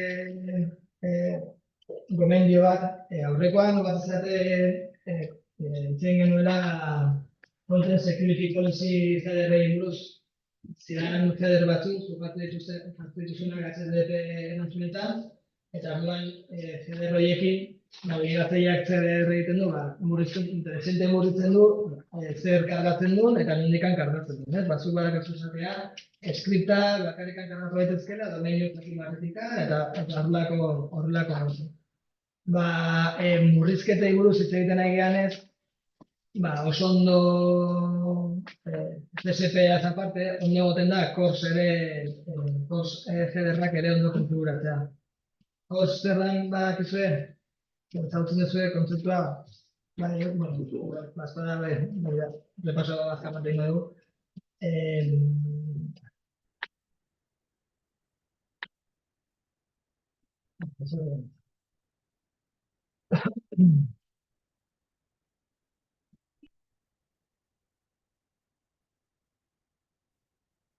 Honetan dagoen ideia zein da. Hau erlazionatuta dago, esaten gena, ez? Bezeroan errene izaten duten aplikazioekin gehien bat. Zer gertatzen da, askotan gudakagun aplikazioa, web aplikazioa dagoela domeinu batean dagoela, Angular aplikazioa CDN batek zerbitzatzen digu, edo web zerbitzaren batek zerbitzatzen digu, eta domeinu batean dago, edo portu batean dago, eta gero API-a dakagu beste domeinu batean, edo beste portu batean, edo erlako zenbait. Orduan gero, nabigatzailetikan egiten diozu zure bakenari deiak egiten dizkiozu, eta hortikan lortzen dituzu erantzunak. Orduan, bai deiak egiten dituena, hau da, gure web aplikazioa, eta API-a domeinu berdinean baldin badaude, ez dago inongo arazorik. Baina domeinu ezberdinetan baldin badaude, nabigatzaileaz esango du, defektu esango du ez ditutu zen. Deia moztu egiten du eta errore bat emango dizu.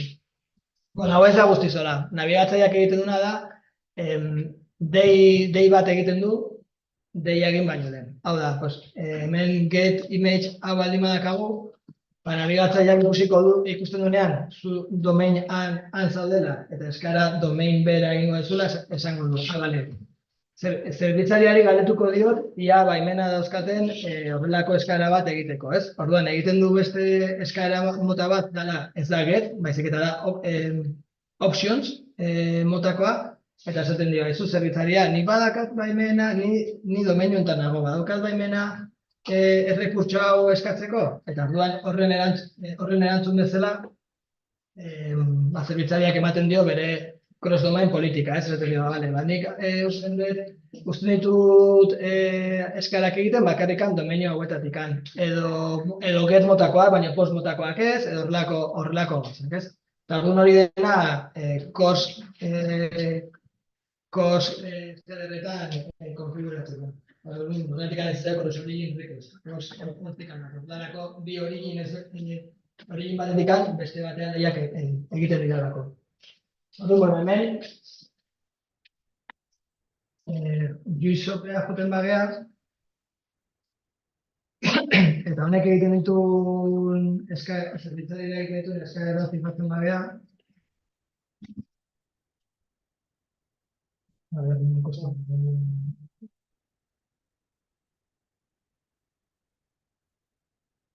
Tengo que ir hasta la región de ese recurso,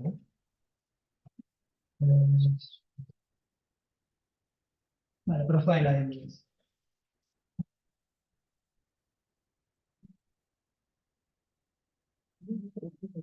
Hemen ikusten da, egiten ari gala profile entzuntzea, bat egiten ari gala. Eta hemen erantzunetan,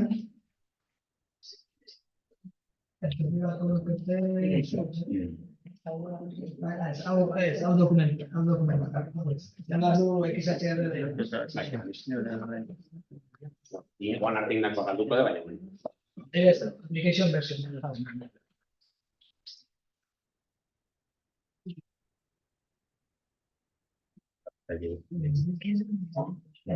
Hemen ikusten dugu, hau da cross-domain header bat, ez? Access control, allow origin, itzultzen digu, eta esaten digu asterisko. Hau berez, hemen orain ez da ikusten, eta ez dago ziur Chromen nola ia badagoen aukera gaur egun ikusteko, ze lehen beti ateratzen zian, eta denboraekin geroz eta jakendu egin zuten, eta denboraekin geroz eta zailagoa da ikuste, eta nabigatzaileetan ere bai, baina lehen, ze moskatzezun desente. Zu juten zinean network pestañera, eta igual hemen kasu honetan ikusten ditu bi application version endpointera deia, ostras, akatzen bat kodean dakar, eta dei guztik bi aldiz egiten nahi naiz, ez? Eta esan hori, ikusten zegoelako, kasu honetan get eskaera, eta get eskaera baino lehen ikusten zenun beste leheneko zuten beste eskaera hori, options eskaera. Opsiona azkenean da, eskaera berdina, baina zerbitzariari galdetuz, ia baimena dazkan eskaera hori egiteko.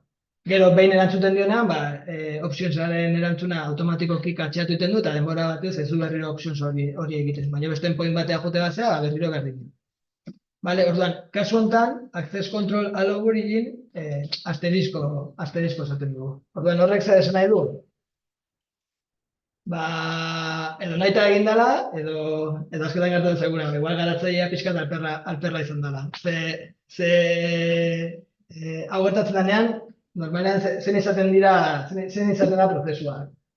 Garatzailea zea, backen egin dezu, fronten egin dezu, probatzen dezu, eta ikusten dezu errore badakazula. Eta errorean esaten dezu, ezin da dei bat egin, zure domeinutikan beste domeinutara ez duzu. Eta gertzen da erroreko eran ez duzu.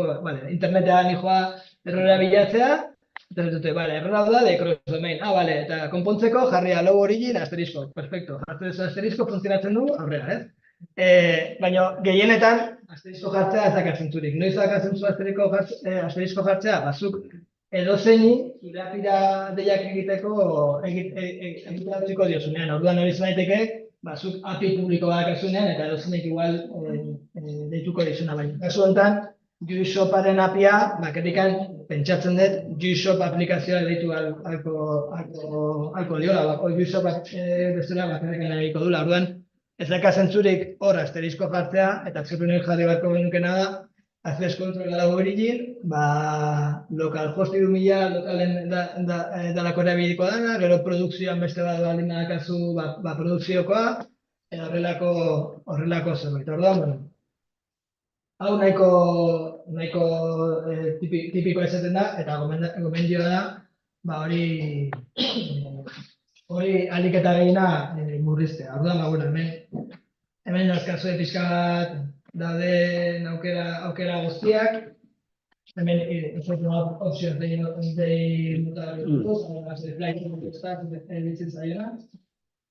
eta hemen murriztu dezakezu, adibidez,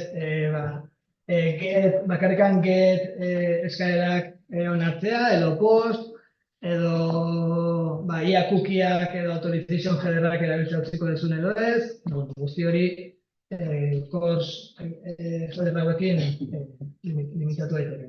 Orduan, hemen guzti hau, mesedez, defektuz asterisco ez jartzen.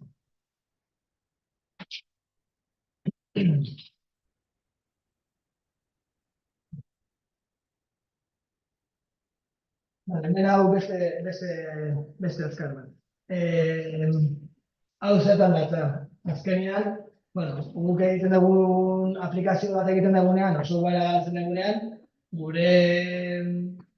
guk sortzen dugun binarioa hau baldin bada, guztia baldin bada, guzti hortarik guk garatutako partea, askotan hau izaten da. Guk garatzen dugu kode lerro batzuk garatzen ditugu, baina binarioa dazka kode lerro gehiago, ezta?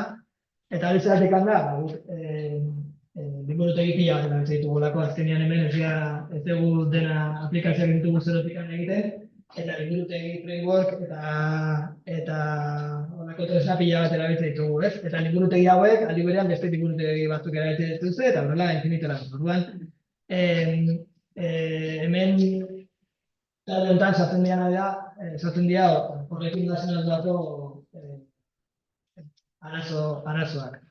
Orduan, lehenengo gauza inbarko nukena izango zen, ditugun liburutegian kontrola pixka bat mantentzea, ez? Eta zergaitik, horrela arazoren bat edo dagoenean, erabiltzen ari garen liburutegi batek arazoren bat baldin badauka, gutxienez identifikatuta egoteko, ez? Edo de repente libreria bat deprekatzen baldin bada ere, behintzat hori kontutan hankitzeko, igual erabiltzen ari gara, mantentzen ezan liburutegi bat. Orduan, hemen, leheno ikusi dugu, leheno deskargatu dugu package JSON bat, esan dugu, hau gero erabiliko dugu. Eta, un segon.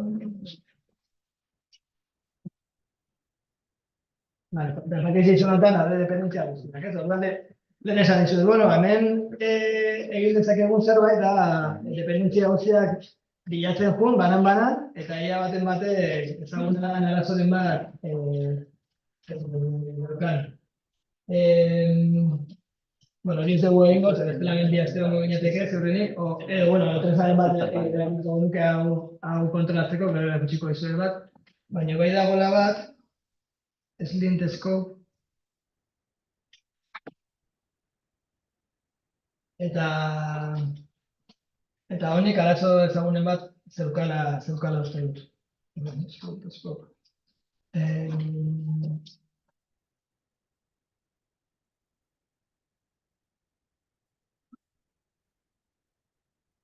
Bilatzen badago Slint Scope eta gaina erabiltzen ari garen bertsioa, antes lehenengo gauzatako bat izan da, liburutegi hori hackeatuta izan zela. Eta honen atzean zer gertatu zen?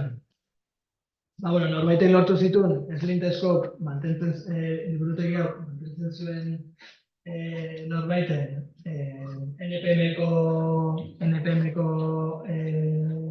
gakoa, eta orduan publikatu zuen Slint Scope-ko bertsio bat, baina malwarea sartuta liburutegian bertan, ez? Orduan, zu baldin badakazu, dependentzia hori baldin badakazu, ziurrenik erabiltzen izan, dakazu malwarea zure kodean, jakin gabe, ez? Orduan, hau nahiko beldurgarria da, eta azken aldian, horlako kasu desente atera dira. igual liburutegi tontoren bat, mundu guztiak erabiltzen duna, jakin gabe, eta de repente liburutegi hortan norbaitek malware kodez txiki bat sartu du, eta hori munduko aplikazio pila bat afektatzen die. Honen kasu famatu bat izan zen, orain dela gutxi, bazegon liburutegi tonto bat txikia, zala logak margotzeako garaian, kolorea jartzen uste zizuna, ez? Orduan, logak ikusteko batxegina bat zen, igual zuzutun berdea, formatu batekin, eta liburutegi hori uste pertsona batek mantentzen zula, eta de repente beste pertsona bat hasi zen aportazioak egiten, eta bekizu ez, pentsutu moditatea bat funtzionan zula, zer nobeizu tipo hau, hemen nahi dela aportatzen zer, no? Eta azkenean, liburutegia ematen zuen, ja pixka bat nekauta zegoen, eta zantzun, bain ja dakatela pertsona hau etorri da gala gogokin ez, eta aportatzen, utziko bera ere bai, liburutegia ematen, eta beste pertsona zintzun, igozun bertxio bat, malware bat sartuta, ez batzen zehaz, uste ezakit kriptorekin relazionatuako zer ezun egiten, eta hori, liburutegi oso tontoa zen, logei koloreak emateko liburutegi bat zen, baino NPM den liburutegi pila arali berean, hori erabiltzen zuten dependentzia zela, beraien logan margotzeko, ez? Orduan, dependentzia transitikoen gatikan, azkenean munduko aplikazio pila batek arazo hori izan zuten. Orduan, honen moraleja edo, zorrela, erabiltzen ditugun libreriak o dependentzia pixkat kontrolatu euki baretu da. Adibide batzuk, eta hau bai bildugarria da, kolorena eta Equifax. Equifax enpresa oso potentea da, hau da, kreditu txartelak eta kreditu txartelaren inguruko informazioa jasotzutena, bakizue igual hemen ez agarro nahikoa, baina estatu batuetan kreditu txartelan oso fanak dira, orduan zukute zenean banku batera eta zute dizunean, zuk kreditu txartel bat nahi ez, bale, zuk zira bazi dituzu, ez? Eta nolabait, pertsona guztia dakate nota bat betzela, ez? Nota hori ematen dutenak, nota horren atzen beste enpresa batzuk egoten dira, edo dakatena datu base izugarri bat, pertsona guztien inguruko informazio pila batekin, eta nota hori ematen dizutea, dependeta ze irabaz dituzun, ze zor dituzun, eta horren. Hauek informazio galera izugarria aukizuten, 127 milioi amerikar, eta hauek hartu zen, erabiltzen zutelako beraien webgune interno batean, erabiltzen zuten Apache Struts web frameworka, Apache Struts igual ezakit nobete izatzen du, pixka veteranoa garenak ezagutzen dugu. Gaur egun igual nahiko Struts asko eta ikusten, string gehiago, nik uste ez dela ez mantentzen, baina orain dela urte batzuk Struts pila bat erabiltzen zen. Eta zer gertatu zen, Struts bin arazo bat publikatu zen, albidatzezuna kodea esekutatzea remotoki, zuk bazenokan nahi zenuna esekutatzea arazo hori aprobetxatu. Eta hemen larria dana da arazo hori dagoeneko reportatuta eta publikatuta zegoela. Equifaxek bere segurtasuna arazo eduki, baina hilabete batzu lehenago, baina publiko egin zen, Strutseko bertsio horrek arazo larri bat zeukala eta partxeatu inbatzala. Baina Equifaxek ez zuen partxea aplikatu. Horren arazo izan zu, 127 milioi pertsonen datuak publikoak. Eta gero beste bat oso ezaguna, baina nahiko gertu, denboran da Log4Java. Log4Java, Javaen erabiltzen da logineko liburutegi erabilena da, eta 2021 urtean aurkitu zen, vulnerabilitatea aurkitu zen, berdina, kodea esekutatzen uzten zuena, eta hemen, hau eta duzenean denak erotu ginean. Log4Java, denak erabiltzen dugu, partxeatzea, ez dakitzen bat aplikazio partxeatzea, baina baina toda leche, eta orduan, bueno, hemen ere mundu guztia afektatuta egon zen, Minecraftek ere aljaben egina dagoenez, zerbitzari batzuk bera funtzioan, bueno, locura. Eta, esaten nuen bezala, arazo honek utzi dizun kodea esekutatzen, remotoki kodea esekutatzen, eta 2.17.0 bertsiotik aurrerako bertsio guztiei afektatzen ziren orduan. Denak eroa bezala Log4j eguneratzea. Baina, 2 urte geroago, Berakodek egin zuen, ikerketa bat egin zuen, eta bere ikerketaren emaitza pixkat beldurgarria izan ere bai, ez zuten arrakatutako 5 aplikazioetatik 2 erabiltzen zutela Log4j arazo daukan Log4j bertsio bat.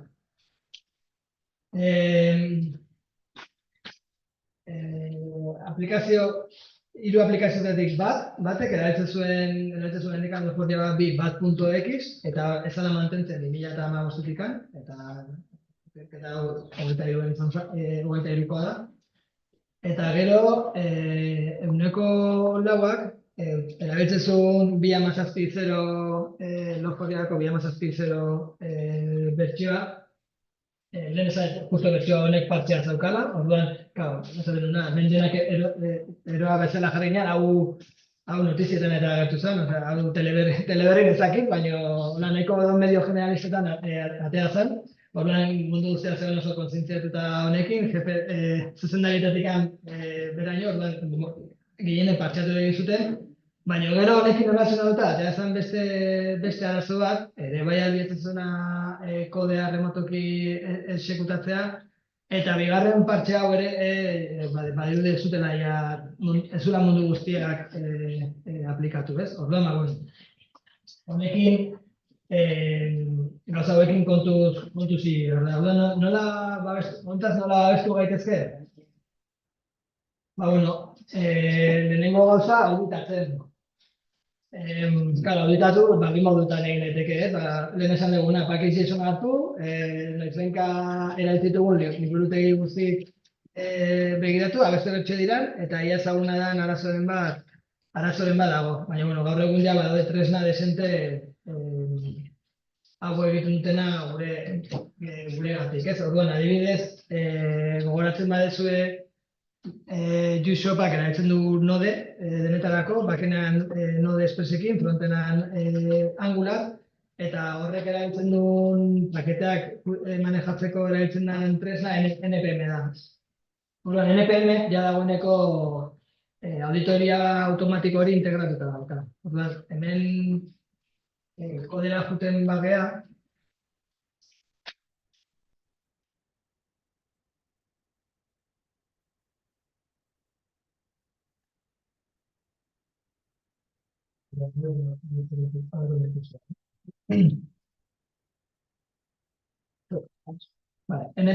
NPM dauka audit komando bat, eta esekutatzen badezue, honek egiten du, beretzen ditu zure proiektuko dependentzia guztiak, baina ez bakarrikan zuzenean jarritakoa, baizik eta trantzituak ere bai, eta begiratzen du, ia badagoen ezaguna den arazoren bat. Nik NPM audit esekutatu dut, eta hemen azezait abisatzen. Ordenaldia dago.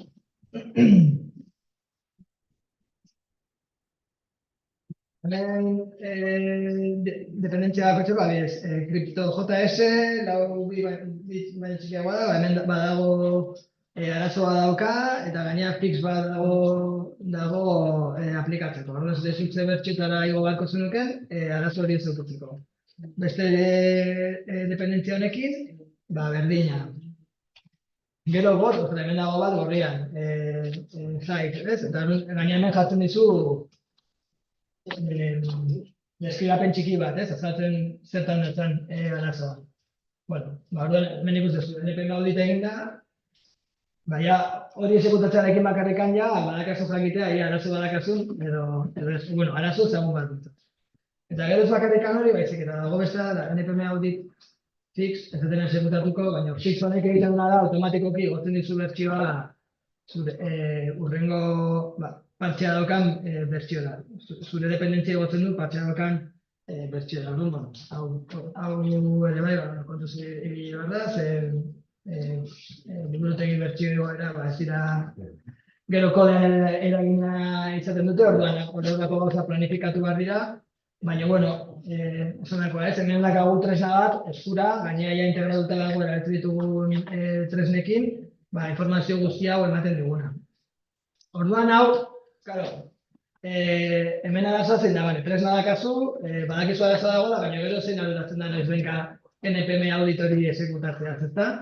Normalean gertatzen da, egunerokoan, gauza pila dazkagula egiteko, eta gero ontaz ez gara goatzen, de repente pasara hilabete bat, obio, hiru, golau, ogos, edo urte bat, eta ez du inorrek aspaldian hau exekutatu. Orduan hemen, interesgarria izaten da, hau nolabait gure garapen prozesuan integratzea.